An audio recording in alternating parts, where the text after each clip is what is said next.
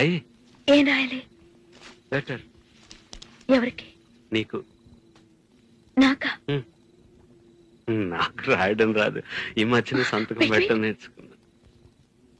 నాకు నువ్వు రాసే ఉత్తరం నేను రాసి నాకు చదివి వినిపించి తర్వాత నువ్వు చదువుకో.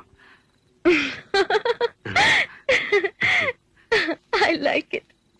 చెప్పు. నేను ఊహించుకుంటే కవిత మనసులో వరదలా పొంగుతుంది, కానీ అదంతా రాయాలని కూర్చుంటే అక్షరాలే, మాటలే.